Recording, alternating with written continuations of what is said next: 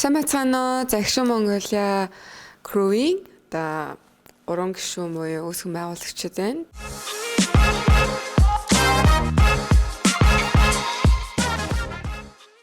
Загшин Монголиа Crew нь 2023 оны 1 сард үүсгэн байгуулагдсан. Тэгээд одоогоор бол 13 гишүүнтэй үйл ажиллагаа явуулж байна. Клуб нь бол дэлхийн мотоциклын клубүүд дааж мөрдөгддөг дүрм журмын дагуу яг ийм дүрм журмтай үйл ажиллагаа явуулдаг байгаа.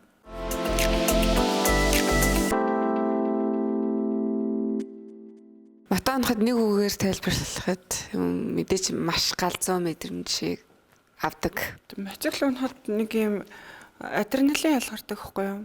Нэг юм айдсын ч юм уу. Тэгтээ хажуугаар нэг юм айгу happy мэдрэмж авдаг. Тэгэхээр адреналин л гэж хэлнэ. Тэг ер нь бол төгжигддөггүй нь хамгийн гол даваа тал учраас их чөлөөл гэж хэлнэ.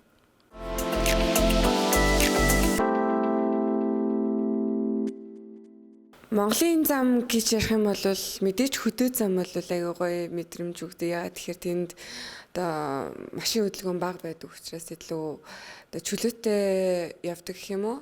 Хотын зам гэх юм бол мэдээж бид гуравт бол нисхийн зам юм да. Ерөнхийдөө Монголын зам таалагдахгүй шүү дээ. Хаанаас нөгөө нэг юм нүх гараад ирэх боломжтой. Тэгээд ер нь таалагдах хэцүү те. Шинэ нисхийн зам нөгөө нэг гоё байгаа нь шинэ тулдаал гоё байгаа гэж ойлгодог. Сүүлд ингээд шин замууд тавьж байгаа гэсэн юм нөгөө ийм свитэ зам ингээд тавьчихдаг. Одоо ингээд хуучин замаасаа шууд шин зам тавихангууд ингээд нэг ийм нэг юм залгаас нь хитрхи ингээд өндөр болчохоор бид нар ингээд энэ дээрээ цогох ч юм уу ингээд үсрэх ч юм уу тийм нэг аюулууд гардаг мотоциклаа унгах ч гэх юм уу тийм нуглаа гэх юм. Тэгээ тэн дээрээс замын залгаан дээр их нөгөө нэг даялж эвгүй унах хурд багтаа явж хахад бол унж ойчих асуудал зөндөө гардаг болохоор тэр Монголын замын тэр нэг нуглаанууд дээр жоохон анхаарчвал айгүй зүгээр санагдсан.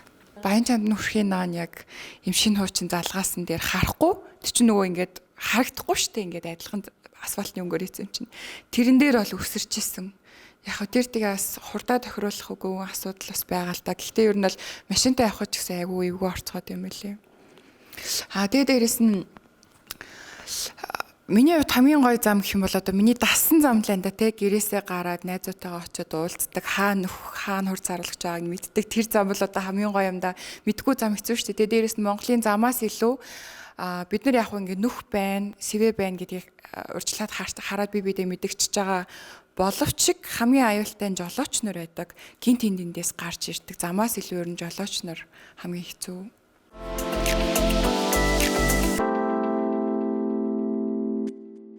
Туртаа мотоциклийн брэнд мэдээж бид нар нөгөө крузер ундаг болохоор Harley Davidson айгуу туртаа. Тэгээд одоо л миний туртаа нь Indian мотоциклийн брэнд туртаа. За туртаа брэнд гэвэл Harley Davidson байна.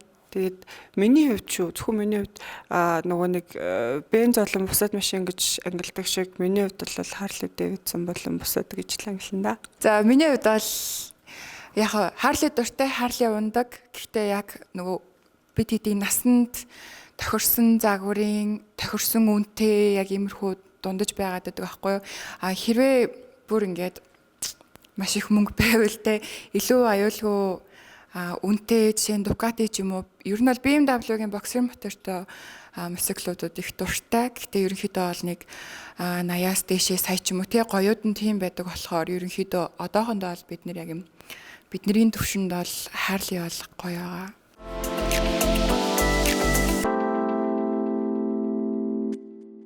Бидэд чинь хамгийн анхны аяллаа үгээр үйжсэн. Тэгээд тухайн үед анхны аяллаасан болохоор жоохон туршлагагүй байсан. Тэгэнгүүт буцах замдаа за гайгүй үзгээд бүүнөрөө нөгөө зарим колонкоос бензин аваагүй явцсан. Тэгэнгүүт нэг харсан чи ингээд нэгээрээ ингээд 2 3 ингээд амар олон километрийн зайтай унтраад зогссон сүлжээгүү харанхуу шүн баг үүр цэжсэн үү яасан. Тэр бол нэлээд амар туршлагажуулсан гэж боддtiin бид хэдийг хоорондоо холбоотой ойрхон явах ёстойг их ойлгуулсан.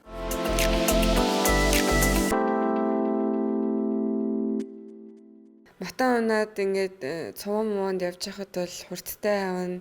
Тэгэхэд бол айцтай зөндөө байсан. Тэгэл манайхан хүртэл одоо ярьдэн штэ. Дотроо хамаг майн занаа уншаал ингээл явдаг. Яг тэрнтэй адилхан тэгэл эн чинь нөгөө шууд махан биеэрээ тулдаг спорт гэх юм уу? Одоо машин гэхээс илүү хэрвээ осолтвол биеэрээ унж одоо янз бүрийн асуудал үүснэ. Тийм болохоор бид нар ямар нэгэн сүсэг бишрэл гэхээсээ илүү одоо скал гэдэг зүйлийг зүүдэг. Яагаад тэгэхээр гавал гэдэг зүйл чинь болохоор эзний хамгаалдаг гэдгээрээ бид нар дандаа нөгөө нэм скал хонх монх мотоноосоо зүүдэг гэсэн үг. Тэгэхээр одоо хэрвээ хонх зүүвэл одоо муу зүйлийг зайлуулдаг гэж ярьдаг учраас одоо хонх скал гэдэг зүйлийг бид нар байнга биедээ авч явдаг юм уу? Мотоциклчид нөгөө нэг зүгээр ийм рок одоо юу гэдгийг стил имиж энтертэй рок тус сонсдог болохоор скал одоо арга хэсэг зүгээд идэм байх гэж хүмүүс айгу ойлгоод байдаг л да. Гэхдээ скалыг хэрэгэлдэг нөгөө нэг дом яриа юм нэг дом гэх юм уу тийм юм мотоциклчдын дунд байдаг байхгүй юу? Мотоцикл чинь үгүй скал чинь арга хэсэг чинь өөрөө ингээд үхсэн одоо бичүүтэй тэгэнгүүт эрлийн илч ирээд одоо мотоцикл унж яваа хүнийг осолтуулаад эрэлгийн ирэлч одоо тэр хүнийг авахаар ирэхдээ скалта байнгут нь одоо за энэ айл хэдийн хүчсэн манай талын одоо бачка юм байна гэд эрэлгийн илж орхиж явдгаа гэдэг нэг юм домог яриа дом байдаг аахгүй юу. Тэгээд тэрнээс улбаатай мотоциклчид ер нь айгүй их мотоциклэн дээрээ биен дээрээ эсвэл энэ сүнээр хувцсан дээрээ юм айгүй их аргистай байдгийн шүү. Тэрнээс рок мокто бас биш байгаа.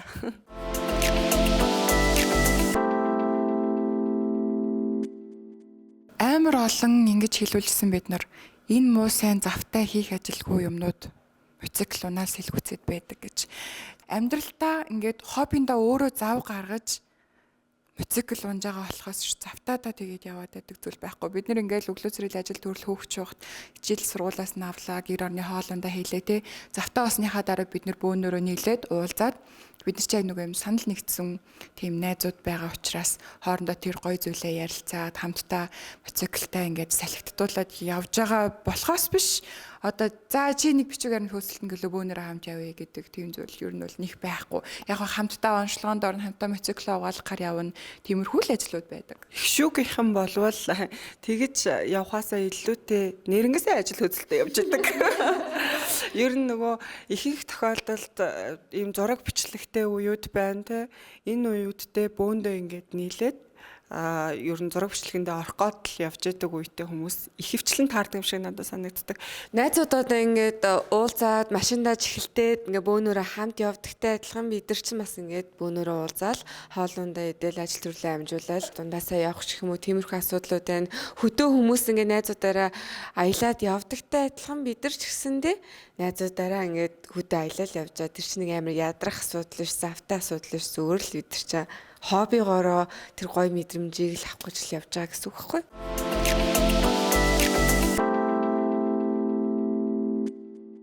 Бата унахад гарын шуу атгалт конс хаац гэх мэтчлэн консыг бол байнгын ингээд ер нь бол ажилуулдаг учраас энэ гарын атгалт бол нилээ чангарна шүү те. Миний бодлоор бол мотоцикл унаахад биеийн бүх булчин л ажиллаж байдаг. Тийм нуруу, гар, хөл, өгзөг хүртэл ажиллаж байдаг. Тэгээд мотоцикл ч өөрөө айгүй хүнд 300-400 кг зарим нь 500 кг жаа тий. Энэ хүнд килограммтай зүйлийг биеэрээ тогтооно гэдэг бол өөрөө байнгын л булчингаа ажилуулж, байнгын л ингээл бүх талынхаа ямыг ажилуулж байдаг л та. Яг булчин биш гэх юм бол ер нь нүд тайрах хамыг ажилдаг.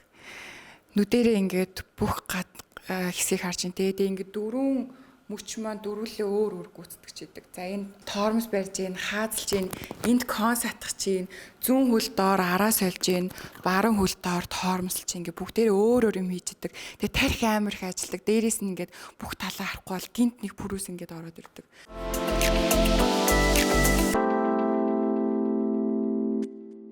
Эмэгтэйгээд зарим жолооч нар бол зам тавьж өгдөг. ингээд төвчсөн явж хат хоёр дэшиг ингээд яраад өгдөг ч юм уу те. Тэрнээс биш ер нь нэг ийм жолооч нар, эмэгтэй жолооч нар ийм тийм муу 100 гэд тийм яадаг штэ. Тэр болохоор зөвхөн яг хувь хүнээсээ шалтгаалдаг юм шиг санагддаг штэ. Үнэхээр муу байрдаг эрэгтэй жолооч нар ч гэсэн байдаг.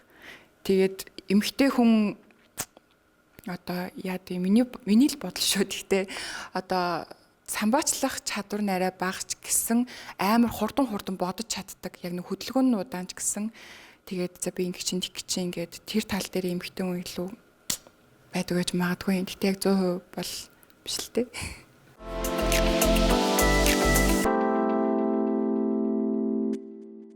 За клуб анх байгуулагдаад 23 онд одоо байгуулагдаж эхэлснээс удаагүй бидэд ингээл 4 сард моциклууд оноол эхэлж байгаа байхгүй. Тэр үед бол маш их ийм одоо юу гэдэг сөрөг хандлагууд орж ирдэг ус. Энэ одоо хүүхнүүд бөхсөө гайхуулах гэлээ эсвэл моцикл унж чаддгийм үү үгүй юм уу те хийх ажил юм уу гэртээ гэрээ цэвэрлээ сууж яхад яадаг одоо хүүхнүүд байж гэдэг юм уу те маш их ийм сөрөг хандлага орж ирдэг байснаас одоо энэ жил бол харьцангуй дээр байгаа хүмүүс айгүй их ойлгож ирж байна дээрэс нь айгүй их юм дэмждэг болж ирж байгаа. Тэр байтугай бүр гэр бүлийнхэн хүртэл эхний ээлжинд чи моцикл унвал одоо болохгүй үгүй эсэргүүцдэг тийм байсан бол одоо энэ жилээс гэр бүлийнхэн хүртэл маш сайн дэмждэг болоод ирж байгаа. Ялгаагүй л одоо бид нар чинь эмэгтэй хүмүүс өөрсөндөө анхаарна. Тэгээд гоё мотогоо унжин тэндээс гоё мэдрэмж авж гин, ажлаа амжуулж гин, гэр бүлтэй найз нөхдөдтэйгээ уулзж гин. Эндээс ингээд өөрсдөө харахад бол гоё бие гоё цэвэр цэмцгэр гоё авч явж байгаа юм болов гэж бодож байгаа. Тэгснээс тэгэж амар бөхсөө гайхуулъя гэж нэг бодоогүй л дээ. Тэгээд яг хуу зүгээр Монголд ийм хитрхээ дандаа юм дарк ийм сэдвүүд агүй хөндөгддөг болохоор гоё нийгэмд гоё эерэг хандлагыг түгээх гэсэн гоё эмэгтэйчүүдээрээ найзууд хобби гэж ийм байд юм биш үү гэдгийг бид нар харуулахыг зорж байгаа болохоос биш нэг тийм амар сүртэй энийг ингэж хүн дээр хүлээж аваад биднийг ингээд ийм тийм гэдэг шаардлагагүй юм шиг санагддаг. Ялгаагүй л бид нар ч одоо гэртээ байгаа, гэрээ эзэгтэй тэ хоббигоо хөөж байгаа ажилтай эмэгтэйчүүд байгаа болохоор энийг гоё хүмүүс эерэг хүлээж аваасаа гэж бодож байгаа. Гэхдээ яг хөө дийлийнх нь бол айгүй гоё эерэг хандлагатай л да. Яг хөө бид угаасаа амар юм entertainment-лог гарч ирсэн байхгүй юу? Өмнө ч гэсэн эмэгтэй моциклчдын клуб байрласан, ганцаараа өндөг эмэгтэй моциклчд ч гэсэн байж л байсан. Тэгэнгүүт бид нэр яагаад entertainment-лог байж болохгүй гэж тэ хүмүүс сонирхлоороо хоббигоороо сакс тоглоод багт ороод тэрүүгээр мөнгө олоод амьдралаа залгуулж болж гэн. Одоо яа тийм бүгдээрээ л хоббигоор ямар нэг юу ч хийж болох байхгүй юу. Тэгээд бид хэдийг болохоор ингээд зүгээр л зураг бичлэг хийгээл худлаа ингээл өөртөө гайхуулаад ээжэд эдгээр хизэн моциклондээстэй гэл амар тэдэг яагаад болохгүй гэж бид нэр айл айлыг нь л ер нь хослуулдаг. Тэгж хэлмээр байна.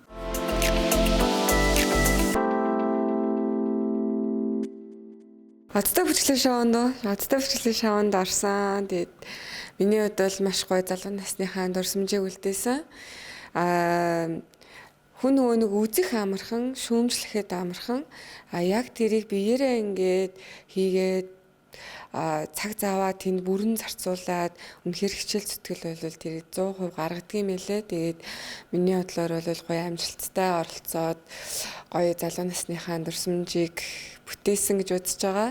Одтой бүжиглийн шоунд ороод одоо миний бол аялал дууссан маа. Гэхдээ яг нэг зүйл дээр бол жоохон харамсан яа. Тэгэхээр яг тэнд миний харизмтай хоёр бүжиг үлдсэн. Пасадобл Contemporary гэдэг бүжгийг ерөөсөө л гэр бүлийнхэн найз нөхөдөө бүгдээрэнд нь хэлжсэн. Энэ бүжгийг л бүжгэлчих юм бол одоо миний энэ насны мөрөөдөл гүйцэлээ гэж бодсон. Даанч тэгээ тэр бүжгийг бүжгэлж чадсангүй. Одоо Пасадобл гэдэг бүжиг бол миний одоо яг өөрийн дотоод хүн гэж боддог. Тэгээд яг энэ бичлэл одоо хэрэг одтой бүжиглэн шоуг дуусгасан ч гэсэндээ одоо энэ бүжгээр цаашаа би хичээлнэ гэж бодож байгаа.